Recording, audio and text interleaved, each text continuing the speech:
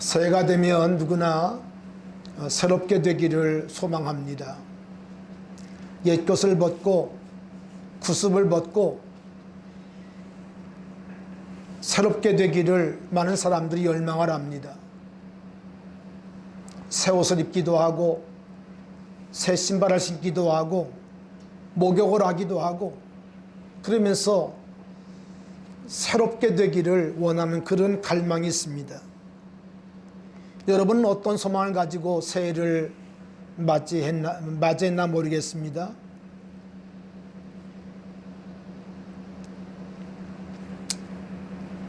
잠언 16장 31절에 보니까 노하기를 더디하는 자는 용사보다 낫고 자기의 마음을 다스리는 자는 성을 빼앗는 자보다 낫다고 말씀을 했는데, 이렇게 우리가 새롭게 되기를 열망하지만 정작 새롭게 되는 것은 그렇게 쉬운 일이 아닙니다. 마음 먹었다고 되는 것도 아니고 어떤 인간의 노력과 인간의 어떤 고행이나 어떤 것들이 우리를 결코 새롭게 할 수 없어요.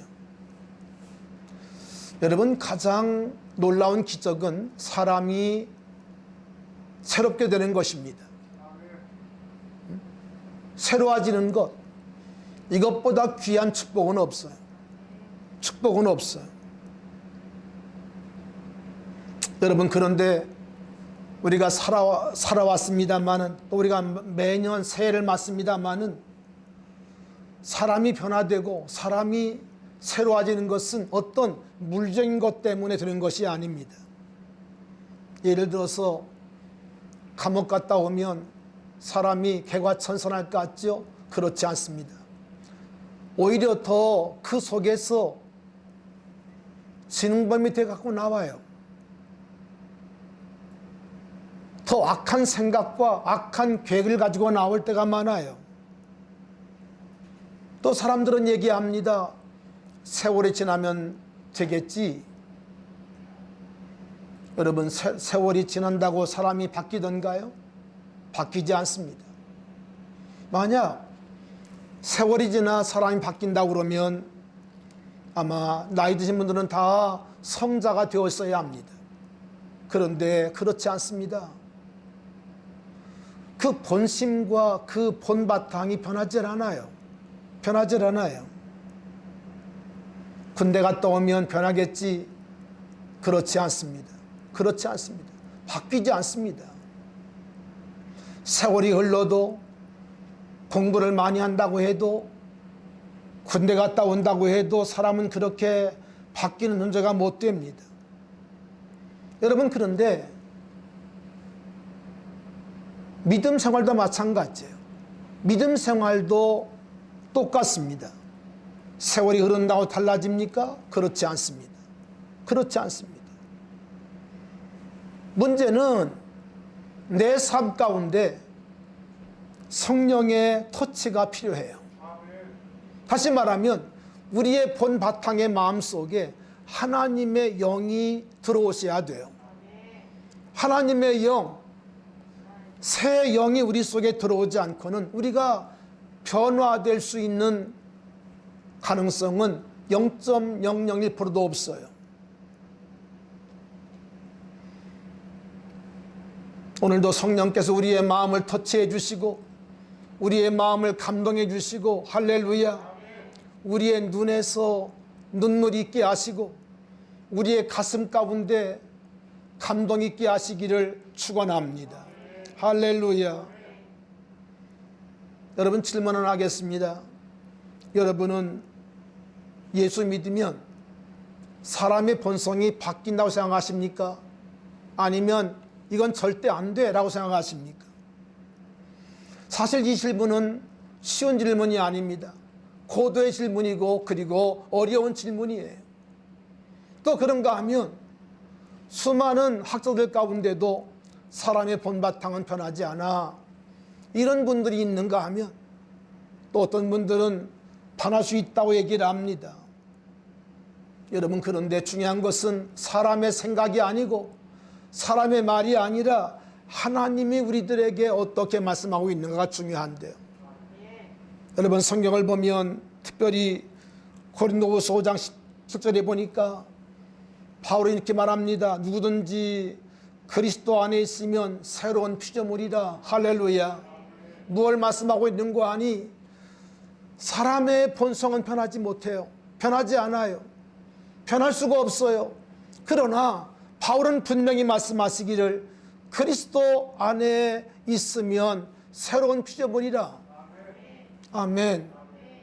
사람으로 알 수 없지만 그러나 그리스도 안에 있을 때에 사람은 얼마든지 본성과 모든 악함이 변할 수 있다고 말씀을 하세요. 할렐루야. 계속 말씀하시기를 이전 것은 지나갔으니 보라 새 것이 되었도다. 새 것 되었을 말씀합니다.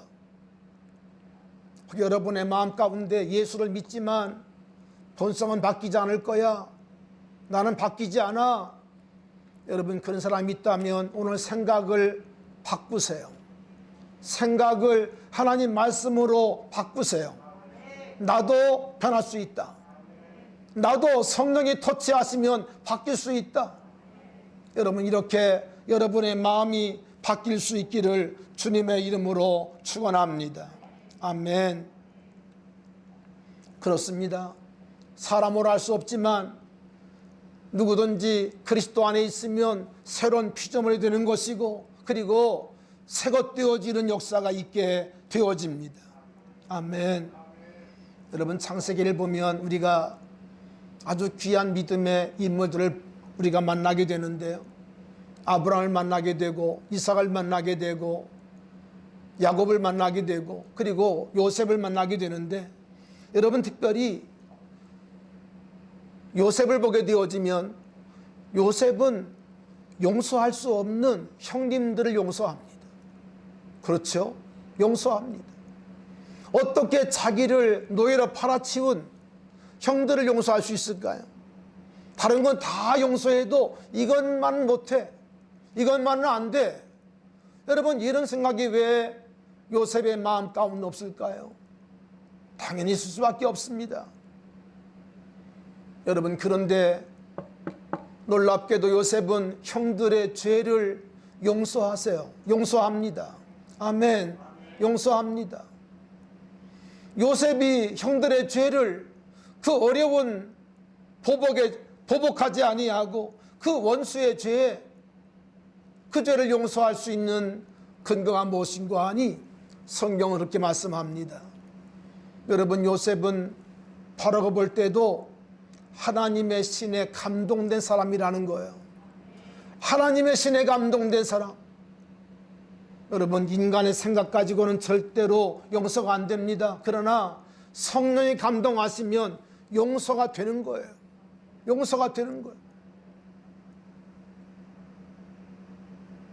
여러분 여순 사건 때에 두 아들을 잃으신 우리 순양한 목사님 여러분 너무 잘 아시죠? 여러분 그분의 마음 가운데는 여러분 사랑만 있었을까요? 그렇지 않습니다. 그분 주변의 간증을 들어보면 이 손 목사님이 두 아들을 잃고 정신을 잃었다는 거예요. 정신이 없이 눈동자가 이렇게 초점을 잃고 이렇게 걸음을 걸으시는데도 이 걸음이 비틀거렸다는 거예요. 여러분 생각해 보세요. 그렇게 멀쩡했던 그리고 잘생겼던 두 아들, 머리 좋은 두 아들, 공부 잘했던 두 아들을 하루아침에 잃었어요. 여러분 그러니 정신이 있겠습니까? 이 정신이 없죠. 여러분 눈동자에 초점을 잃으시고 여러분 뿐만 아니라 걸음걸이도 막 이렇게 흔들리시고 여러분 이럴 때 마침 그 교회에 부흥 집회가 있었다는 거예요. 여러분 옛날에는요 1월 달에 부흥회를 많이 했어요. 교회들마다 그냥 연례 행사처럼 했습니다. 그 부흥회에 오셨던 부흥 강사님이 손 목사님에게 있다는 거예요. 어깨를 치면서 목사님 정신 차리라고 그랬다는 거예요. 그 말씀을 들으면서 손 목사님이 정신을 차렸다는 거예요. 여러분은 안 그러겠어요? 이건 상당히 이제 그렇게 멀리 알려진 얘기가 아닙니다만은 이것이 사실입니다. 저 현장에 가서 그 말을 들었기 때문에 전 알고 있습니다. 풍요 어떤 목사님이 어깨를 치면서 정찰이라고, 그때 성령께서 그 마음을 만져주셨다는 거예요. 할렐루야. 여러분, 우리 사람은요, 하나님의 신, 하나님의 영이 우리 속에 들어올 때만 우리가 새로운 피조물로서의 삶을 살 수가 있는 거예요. 있는 거예요. 새해를 맞으면서 여러분 한 사람 한 사람의 마음 가운데 성령의 기름 부으심이, 성령의 터치가, 성령의 감동하심이 있기를 축원합니다. 할렐루야. 여러분, 성경을 보면 우리 하나님은 우리를 빚어가시는 토기장이시라고 말씀을 하세요. 우린 다 토기에 불과하고 토기장이신 하나님의 피짐에 따라서 달라질 수밖에 없는 그런 흙진흙에 불과한데, 하나님이 우리를 빚고 있다는 것입니다. 빚어간다는 거예요. 여러분, 주님의 빚으심에 우리가 순종하시기 바라고, 여러분, 주님이 쓰기 합당한 그릇들로 아름답게 빚어질 수 있기를 축원합니다. 아멘. 주님과 같이 내 마음 만지는 분은 없네. 오랜 세월 찾아 난 알았네. 내겐 주밖에 없네. 여러분, 사람의 어떤 노력도 우리를 정말 빚을 수는 없어요. 여러분, 그러나 하나님이 우리의 마음 가운데 개입하셔서 우리의 마음을 빚어가시면 우리를 새로운 그릇으로, 할렐루야, 만들어 가시는 줄로 믿습니다. 여러분, 로마서는 16장으로 되어 있는 서신인데요, 11장까지는 교리에 대한 말씀들로 구성이 되어 있죠. 이신득이를 비롯해서 정말 중요한 그런 그 믿음의 교리들을 바울이 설명합니다.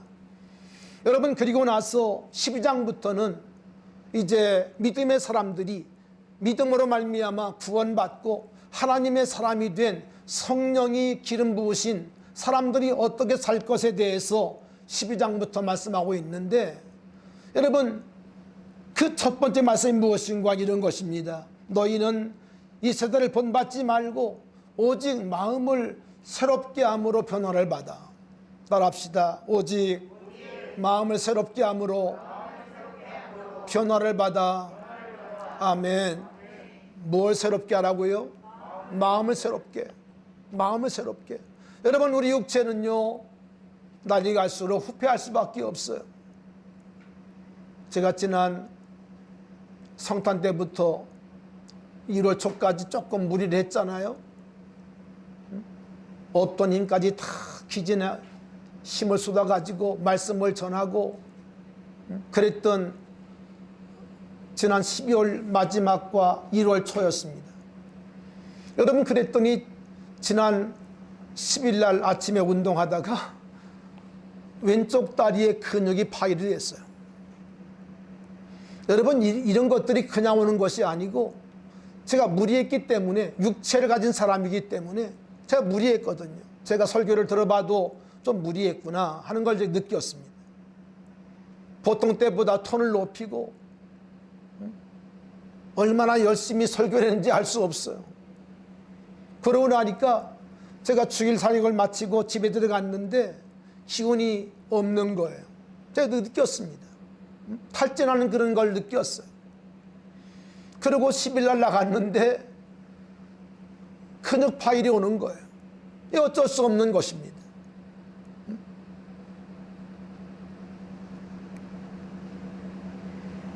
여러분, 사람의 육체는 어쩔 수 없는 한계가 있습니다. 아무리 운동을 하고 아무리 좋은 걸 먹어도 어쩔 수 없는 한계가 있어요. 여러분, 그러나 바울은 말씀하시기를 오직 마음을 새롭게 함으로 변화를 받아라. 아멘. 여러분, 하나님이 만드시는 것은 우리의 몸도 만드시지만 특별히 우리의 속마음을 터치하세요. 우리의 속마음을 변화시키세요. 할렐루야. 여러분, 이것이 주님을 믿는 자들이 받을 수 있는 최고의 은혜입니다. 최고의 은혜예요. 여러분, 육체가 건강한 거 복이지요. 그러나 여러분, 100년이면 다 끝이 납니다. 어쩔 수 없는 거죠. 그러나 우리 속사람의 강건과 그리고 마음을 새롭게 함으로 변화를 받는 것은, 여러분, 그래서 주님의 형상을 닮아가는 것은 그리스도의 장성한 분량까지 이르는 것이야말로 가장 큰 축복인 것을 우리가 알아야 돼요. 여러분, 새해를 맞으면서 여러분의 믿음이 조금 더 깊어지기를 바랍니다. 여러분의 믿음이 조금 더 성숙할 수 있기를 바랍니다. 할렐루야. 어린 나이에 이를 벗어버리고 여러분 성숙한 자리로 나아가기를 바라요. 우리가 새해 이제 셀 목회, 셀 목장을 여러분에게 이렇게 나눠드리고 모임을 갖게 했는데, 여러분, 그 작은 모임 속에서 아름다운 교제가 있기를 바라고, 혹 마음속에 불편함이 있을지라도 여러분 그것을 참아가면서 공동체를 이루는 것이 주님의 뜻이에요. 주님의 뜻이에요. 그 작은 공동체에서 자기 성격 노출하고, 여러분, 이것은 예수 믿는 사람의 모습이 아닙니다. 우린 다 가지에 불과해요. 그렇기 때문에 가지와 가지가 연결되므로, 아멘, 가지와 가지가 연결되므로 여러분 힘 있는 포도나무 가지, 포도원을 만들 수 있는 겁니다. 여러분, 포도원을 보세요. 포도원을 보면요, 포도나무는 스스로 할 수가 없습니다. 다 지주가 필요하고, 그리고 가지와 가지가 서로 연결됨으로 하나가 되는 거예요. 하나가 되는 거예요. 여러분, 시간을 내시고 그리고 모든 것들을 맞춰가면서, 할렐루야, 자기의 성격 내세우지 말고 맞춰가면서, 아멘, 아름다운 공동체. 여러분, 성령원들 얘기합니다마는 우리 개인 속에 오신 성령이지만, 그러나 동일하게 성령님은 공동체 속에 오신 거예요. 교회 속에 오신 것을 아셔야 돼. 오셔야 돼. 절대로 혼자 따로 놀지 마세요. 마귀가 누구를 노리는 줄 아십니까? 혼자 노는 사람을 반드시 노리게 돼 있어요. 무리 속에 있을 때는 안전합니다. 목자이기 때문에. 그러나 혼자 있을 때, 혼자 따로 놀 때 마귀의 밥이 될 수밖에 없는 것을 깨닫기를 바랍니다. 마음을 새롭게 함으로 따라합시다. 마음을 새롭게 함으로 변화를 받아. 할렐루야. 여러분, 강단의 배너에 써붙여 놓은 글자가 있습니다. 변화와 부흥이에요. 변화할 때 부흥이 와요. 할렐루야. 여러분의 심령 속에 변화가 있기를 바랍니다. 변화되지 아니하면 부흥은 없어요. 부흥은 오지 아니해요. 여러분 속에 변화가 있기를 바랍니다. 자, 그러면 이 변화는 어떻게 오는 것일까? 어떻게 우리 마음 가운데 진정한 변화가, 우리 마음 가운데 본질의 변화가 오는 것일까? 오늘 여호수아 5장의 말씀이 바로 그 문제에 대한 답입니다. 여러분, 여호수아는 24장으로 되어 있는데 1장부터 4장까지는 모세가 돌아가시고, 모세가 죽고 여호수아가 이제 모세를 대신해 후계자가 된 다음에 그리고 요단을 건너가는 그런 과정을 우리에게 설명을 합니다. 참 흥미진진한 그런 말씀들이 4장까지 기록이 되어 있죠. 여러분 여호수아 3장을 보면 요단을 건널 때는 언제였는고 하니 모맥을 추수할 때입니다. 모맥을 추수할 때 보리와 밀을 추수할 때인데 그때는 어떤 일이 있는고 하니 이제 비가 많이 와서 우기기 때문에 비가 많이 와서 요단강이 넘치는 때입니다. 넘치는 때. 여러분 우리 하기천이 넓지 않습니다마는 장마가지면 어떻게 되죠? 넘칠 때가 있습니다. 여러분 그러면 우리가 그 작은 하기천이지만 건너갈 수 있어요? 없어요? 못 건너갑니다. 어림도 없어요. 여러분 요단강은요 마치 하기천 정도의 하나의 그 강에 불과합니다. 아마 우리나라에 요단이 있었으면 강이란 말을 못 붙입니다. 그저 천에 불과합니다. 이게 요단강의 모습이에요. 자, 그런데 평소에는 물이 졸졸 흐르는 그런 냇가에 불과한데 이 모맥을 추수할 때에는 비가 많이 와서 언덕까지 물이 넘쳐요. 언덕까지 물이 넘쳐요. 여러분 그렇기 때문에 이스라엘 백성들이 이제 가나안 땅을 차지하기 위해서는 요단을 건너야 되는데 요단을 건널 수 있는 방법이 없습니다. 그렇죠? 방법이 없어요. 여러분 그런데 요 3장을 보면 하나님께서 그 요단을 어떻게 건너게 하시는고 하니 언약궤를 맨 제사장들이 먼저 요단을 밟게 합니다. 밟게 합니다. 그런데 여러분 놀라운 사실은 제사장들이 믿음으로 요단강을 밟을 때에 물이 멈춰서는 겁니다. 아멘. 여러분 물은 흐르게 되어 있어요. 그렇죠? 흐르게 되어 있습니다. 그런데 놀라운 사실은 제사장들이 물에 발을 딛자마자 그 물이 멈추는 겁니다.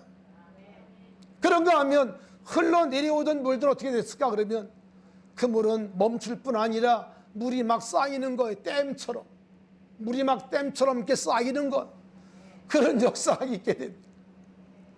참 하나님은 놀라운 분이십니다. 여러분 하나님께서 자연법칙을 만드셨지만 하나님은 때로 자연법칙을 초월도 하십니다. 초월도 하세요. 태양도 멈추게 하십니다. 태양을 멈추게 하신 것은 사실은 태양을 멈추게 하신 것이 아니라 지구를 멈추게 하신 것입니다. 무슨 말인지 아시죠?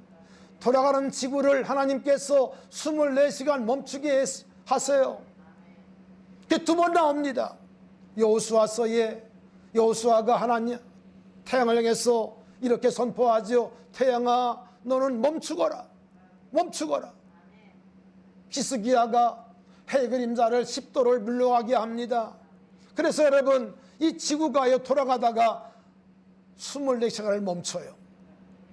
하나님은 자연법칙 가운데서 이 땅을 운행하시기도 하지만 하나님은 전능하신 분이기 때문에 또 이 모든 우주 만물을 창조한 분이기 때문에 돌아가던 이 모든 자연 만물을 하나님께서는 거슬리기도 하세요. 여러분 이 하나님을 믿으시길 바랍니다. 할렐루야. 하나님에게는 못할 것이 없어요. 하나님에게는 못하실 것이 없음 믿으시기 바랍니다. 여러분 내가 변할 수 있을까? 변할 수 있습니다. 변할 수 있습니다. 하나님은 가능하시기 때문에 하나님은 가능하십니다. 믿으시기를 바랍니다. 아멘.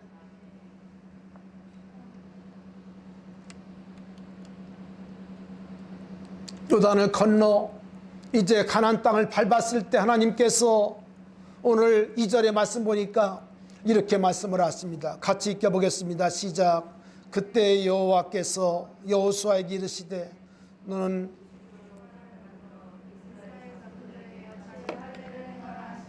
아멘. 하나님께서 여호수아에게 말씀합니다. 너는 부싯돌로 칼을 만들어 이스라엘 자손들에게 뭐하라? 뭐하라? 할례를 행하라. 그런데 앞에 보니까 이런 말씀이 기록되어 있죠. 다시 할례를 행하라. 다시 할례를 행하라. 이게 무슨 말인고 하니, 여러분 여기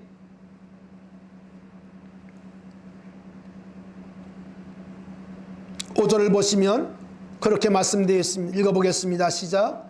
그 나온 백성은 다 할례를 받았으나 다만 애굽에서 나온 후 광야길에서 난 자는 할례를 받지 못하였습니다. 이게 무슨 말인고 하니, 애굽을 나올 때까지 이스라엘 백성들은 나은 지 8일이 되어지면 뭘 받았을까요? 할례를 받았어요. 그런데 홍해를 건너 광야 40년 길을 걸어가는 동안 그들은 할례를 뭐하지 않았어요? 행하지 않았어요. 행하지 않았어요. 할례 없는 백성으로 살았어요.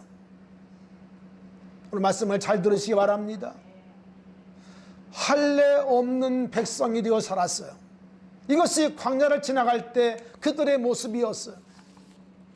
특별히 광야를 지나갈 때 태어난 사람들이 많이 있었습니다. 그들은 누구도 할례 받지 아니하고 태어난 대로 그들은 살았다는 것입니다.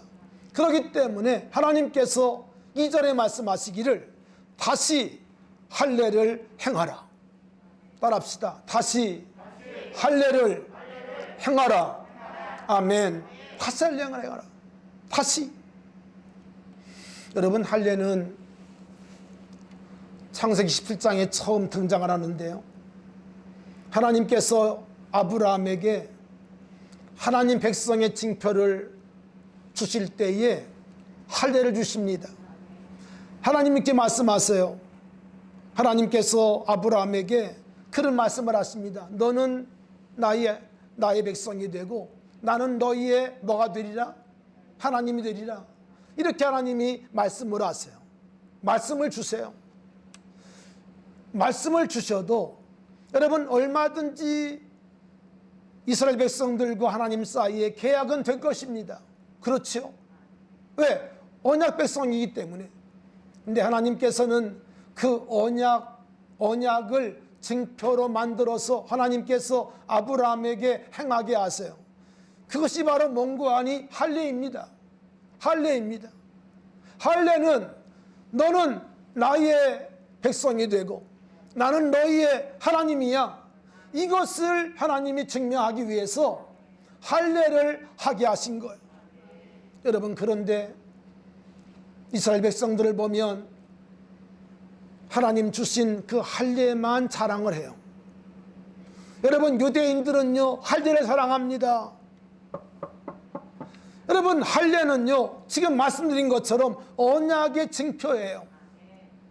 언약이 어떤 언약이라고 했어요? 너희는 나의 백성이 되고 나는 너희의 뭐가 된다?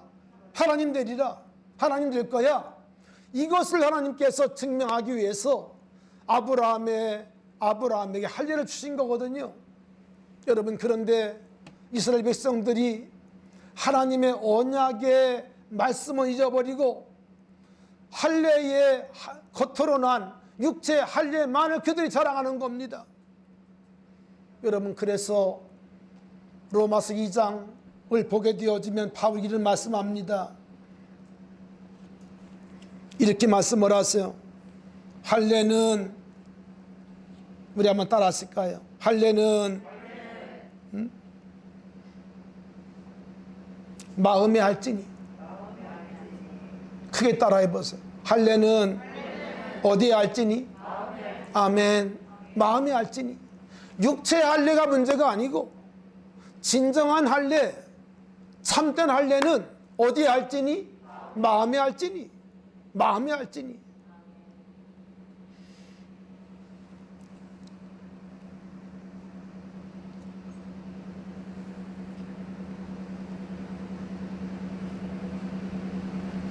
하나님은 지금 요단을 건너 이제 가나안 땅을 밟아야 될, 가나안 땅을 이제 정복해야 될 백성들에게 말씀을 하셨습니다. 다시 할례를 행하라. 다시 행하라. 다시 행하라.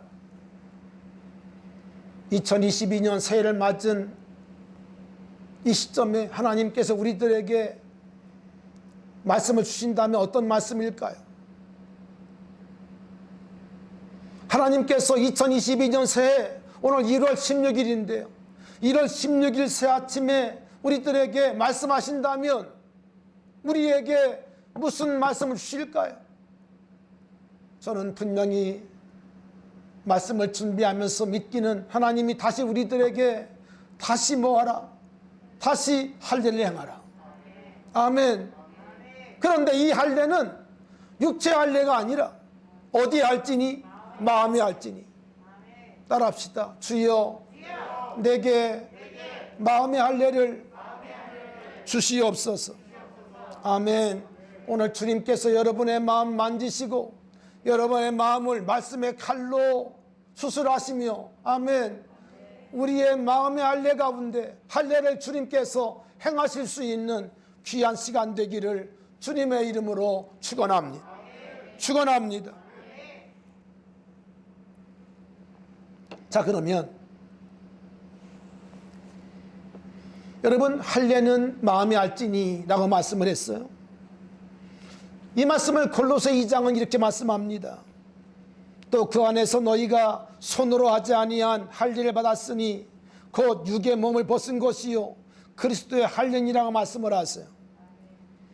여러분, 그리스도의 할례, 그것은 다른 것이 아니라 손으로 이렇게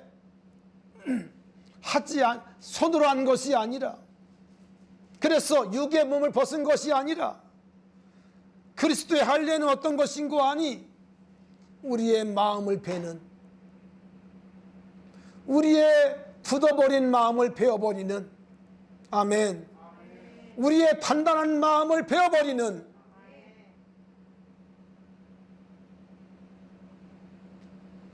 저는 매주마다 말씀을 전할 때마다 하나님을 기대하고 말씀을 전합니다. 하나님, 이 말씀을 통해서 우리 성도들에게 은혜를 주세요. 성도들의 마음을 변화시켜 주세요. 그런 믿음을 가지고 말씀을 증거합니다마는 때로 제 마음이 아플 때가 있어요.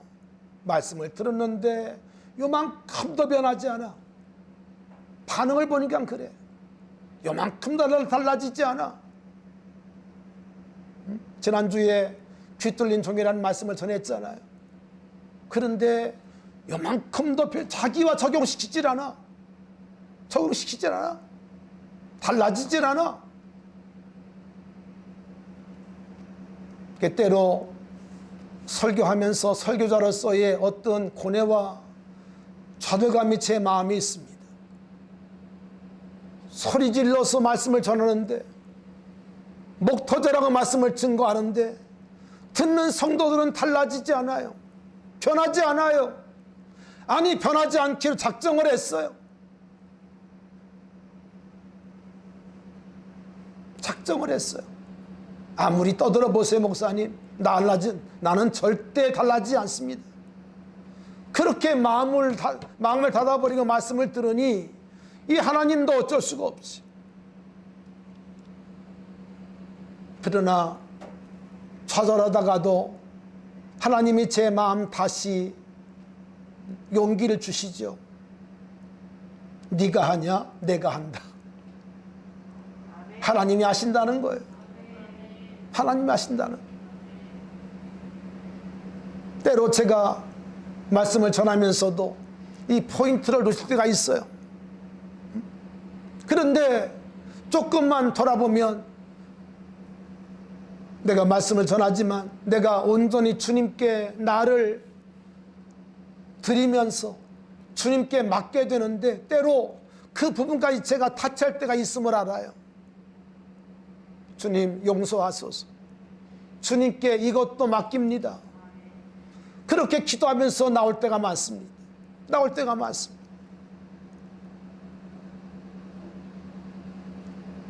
하나님은 2022년 새해를 맞으면서 우리 사랑하는 성도들에게 다시 할례를 행하라. 아멘. 다시 할례를 행하는 이유는 무엇일까요? 또다시 계약을 갱신하라는 거예요. 우리 사람은 망각의 존재이기 때문에 또다시 우리가 계약을 갱신하고, 할렐루야, 그 계약을 내가 고백하고 내 삶 가운데 적용하는 그런 것들이 우리에게 필요합니다. 자, 그러면 하나님의 우리들에게 다시 할례를 행하라고 말씀하실까요? 할례는 어떤 뜻이 있을까요? 첫째로 할례는 말씀드린 것처럼 하나님 백성의 표시입니다. 하나님 백성의 표시예요. 그러니까 여러분, 할례의 중심에는 육체의 어떤 부분을 잘라낸 것, 그것이 문제가 아니라 그것을 믿는, 그것을 볼 때마다 나는 누구라는 거죠? 하나님의 아들이라고 하는, 하나님의 언약 백성이라고 하는 그 믿음을 하나님 우리들에게 말씀하고 있는 거거든요. 이제 사람들은 그 믿음을 보지 아니하고 뭐를 봐요? 자꾸 할례를 받은 것만 자랑한다는 거죠. 자랑한다는 거죠. 그래서 바울은 말씀한 것입니다. 할례는 마음의 알지니, 마음의 알지니. 그 육체의 할례가 마음의 할례로 이어지지 아니하면, 아멘, 육체의 할례가 마음의 할례로 우리들에게 접근되지 아니하면 육체의 할례는 아무 소용이 없다는 거예요. 소용이 없다는 거예요. 여러분에게 오늘 이 말씀을 들으면서 말씀의 예리한 칼이 여러분의 우둔한, 여러분의 단단해진, 강팍해진 마음들을 수술할 수 있기를 바랍니다. 베어낼 수 있기를 바랍니다. 아멘. 말씀을 들어도 마음에 찔림이 없는 이 딱딱함, 이 단단함이 베어져야 돼요. 이게 여러분 할례입니다. 이게 할례. 할례는 또 어떤 뜻이 있는가? 여러분, 인간의 생육과 인간의 번성함이 하나님께 있다는 거예요. 아멘. 사람의 어떤 생식기에 있는 것이 아니라 하나님께 있다는 거예요. 하나님께 있다는 거예요. 사랑하신 여러분, 인간의 번영, 인간의 생육, 번성하는 거, 여러분의 2022년 한 해의 삶도 하나님의 손에 있음을 믿으시기 바랍니다. 따라합시다. 주여, 이 해도 주님께 맡겨드립니다. 아멘. 맡기시기를 바래요. 맡기시기 바래요. 주님의 손에 있다는 거예요. 응? 내게 있지 아니하고 내게 있다는 거예요. 내게 있다는 거예요.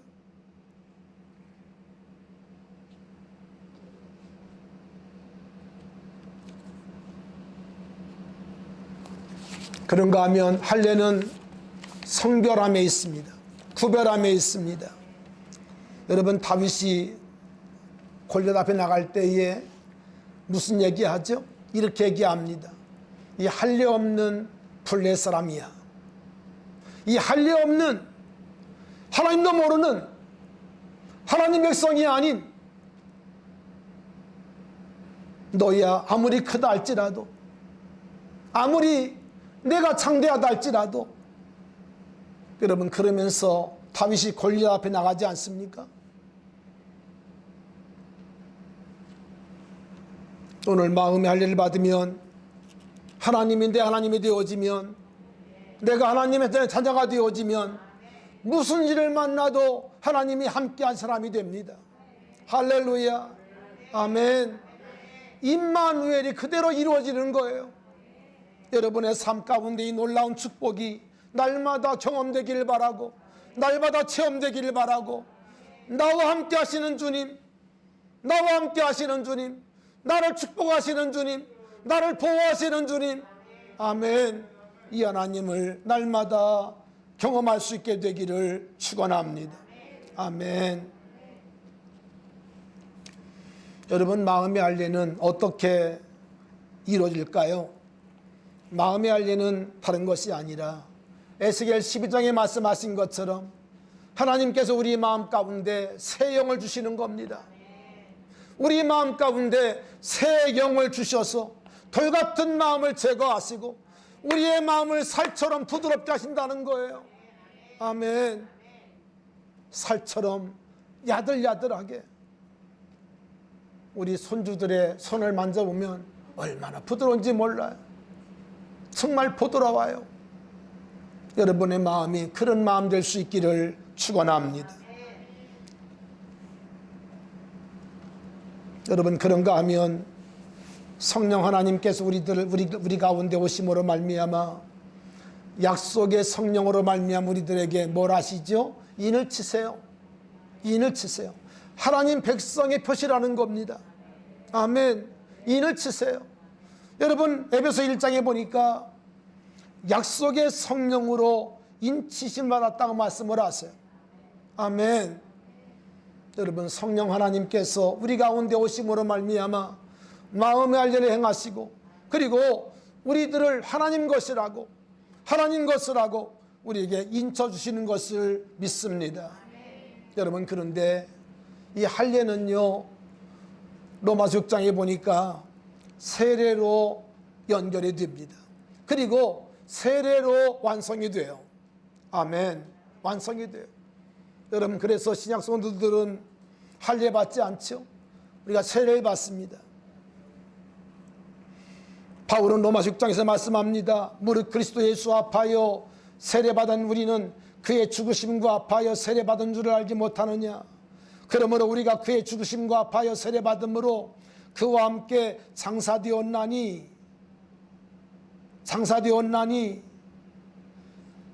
이는 아버지 영광으로 말미암아 그리스도를 죽은 자 가운데서 살리심과 같이 우리도 또한 새 생명 가운데 행하게 하려 하심이라고 말씀을 하세요.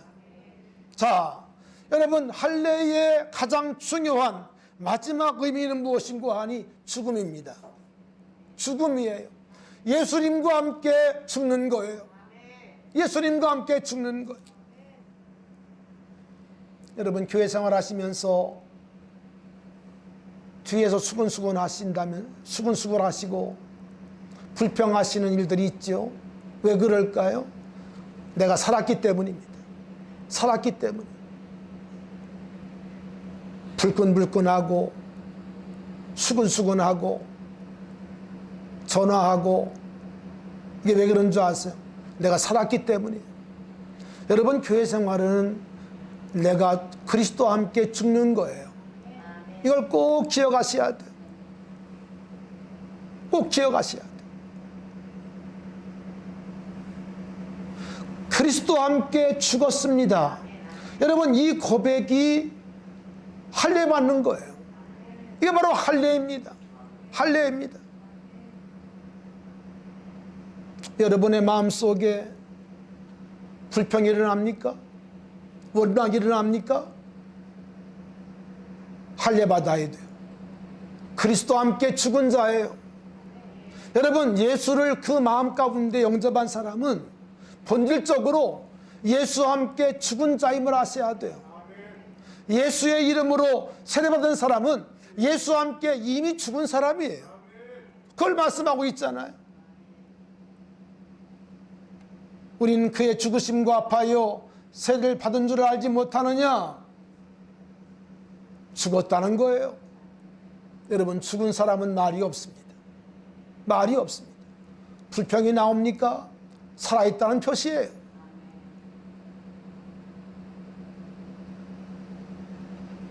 여러분, 교회 생활은 서로 덮어주고 사랑하는 것입니다. 사랑하는 것입니다.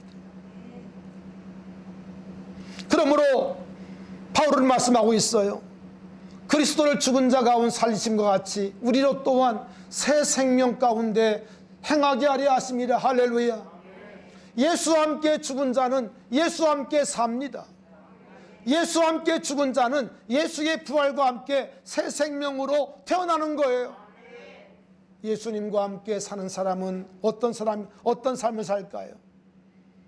갈라디아 20절에 말씀하신 것처럼 내가 그리스도와 함께 십자가에 못 박혔나니. 여러분, 지난주 우리 임직자들에게 십자가를 드렸습니다마는 그 십자가는요, 예수 죽은 십자가만이 아니에요. 나도 함께 죽은 십자가예요. 옛사람 나도 함께 죽은 십자가예요. 옛사람 본성이 다시 튀어나올 수가 있죠. 그럴 때마다 어떻게 해야 돼요? 십자가를 붙잡고 나는 죽었습니다. 나는 죽었습니다. 나는 죽은 자입니다. 그거를 고백해야 한다는 거예요. 그거를 적용해야 한다는 거예요. 적용해야 한다는 거예요.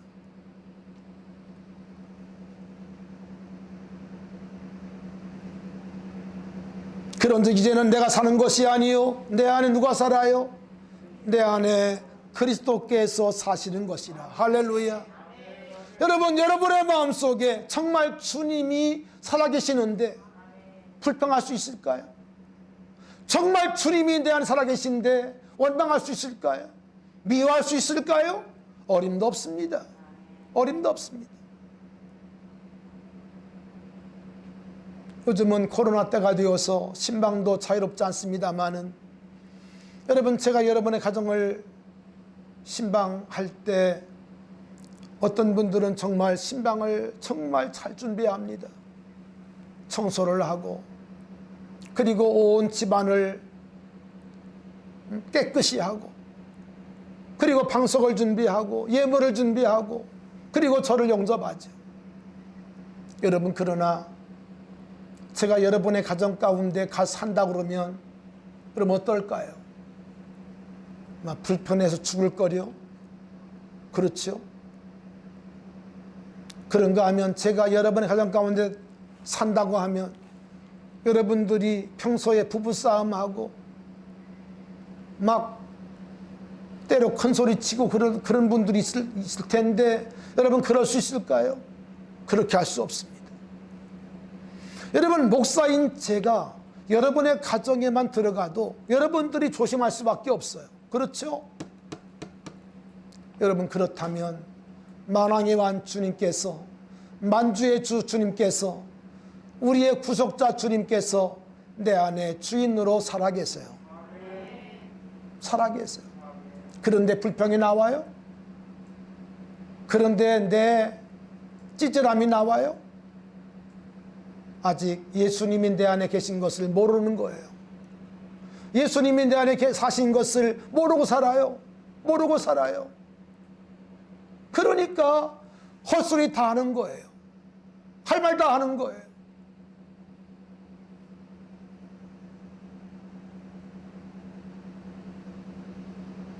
여러분, 가나안은요, 옛사람이 죽고 그리고 그리스도 안에 거하는 사람이 들어가는 땅입니다.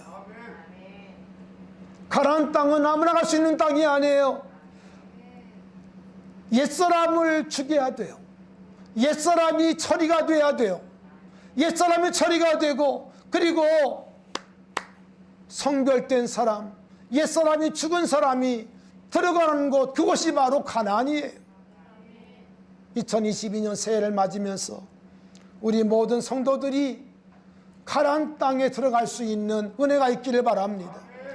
가나안 땅은 특별히 내 마음의 천국인데요, 내 마음의 천국의 모형이기도 한데요, 우리 마음 가운데 천국이 이루어지고, 할렐루야, 이 가나안 땅에 우리 모두가 다 들어갈 수 있는 은혜가 있기를 주님의 이름으로 축원합니다. 옛사람을 척결한 자, 옛사람을 말씀의 칼로 베어낸 자, 예수님과 함께 십자가에 못 박힌 자만이 가나안 땅에 들어갈 수 있는 겁니다. 그러므로 바울은 말씀하고 있어요. 할례는 마음에 알지니, 마음에 알지니. 새해를 맞은 우리 모두에게 하나님의 새 언약의 할례가, 새 언약의 할례가 이루어질 수 있기를 축원합니다. 우리 같이 기도하겠습니다. 주여, 내 마음속에 할례를 행하시옵소서.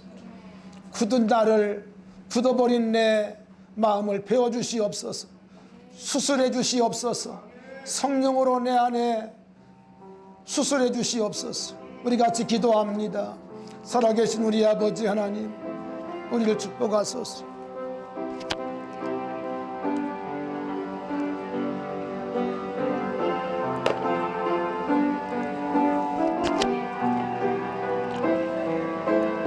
주여 기도합니다. 주님 도와주시고 주님이 함께하여 주시옵소서.